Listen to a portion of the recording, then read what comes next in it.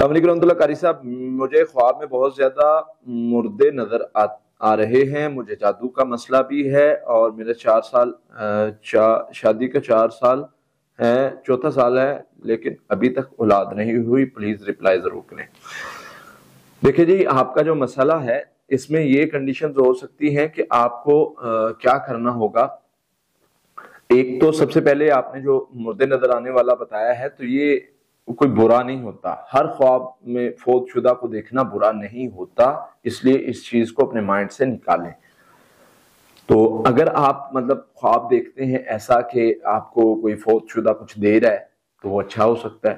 ہاں، اگر وہ کوئی نقصان پہنچا رہا ہے، کچھ چھین رہا ہے، کچھ اس طرح سے، تو وہ اور طرف ہو جاتا ہے، وہ برے خواب کی طرف اشارہ ہوتا ہے، لیکن اس کو ابھی اگر آپ اثر ظاہر کر دیتے ہیں تو کوئی پرابلم نہیں ہوتی۔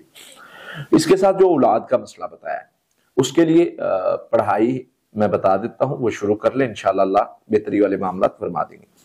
سورہ فاتحہ 7 مرتبہ، سورہ البقرہ کی آخری 2 آیات 7 مرتبہ، ربی حبلی من الصالحین 300 مرتبہ، اللہ کے 4 نام ہیں، یا اللہ، یا خالق، یا مصور، یا مطیع، یہ 100 مرتبہ، اور آخری 3 کل 7 مرتبہ۔ یہ پڑھائی صبح شام کی ہو گئی۔ جو سارا دن میں ایک بار کرنی ہے وہ الگ ہے پڑھائی، وہ ہے استغفر اللہ 1000 مرتبہ، لا حول ولا قوت الا باللہ 500 مرتبہ۔ یہ پڑھائی دن میں ایک بار ہی کرنی ہے۔ دوسری جو پڑھائی ہے وہ صبح بھی کرنی ہے، شام بھی کرنی ہے۔ پانی پر آپ دم کریں گی، تیل پر دم کریں گی، پانی پیئیں گی، تیل لگائیں گی۔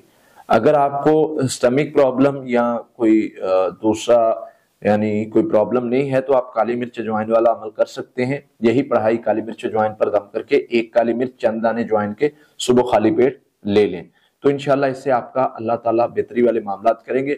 لمبا سجدہ کریں، سجدے نماز کے بعد یا تہجد کے وقت نوافل کے بعد آپ ایک سجدہ کریں اور اس میں مانگیں، کم از کم 5 منٹ کا سجدہ کریں۔ یہ عمل آپ 40 دن کر لیں، انشاءاللہ میرا اللہ جو ہے وہ اولاد نرینہ سے نوازے گا۔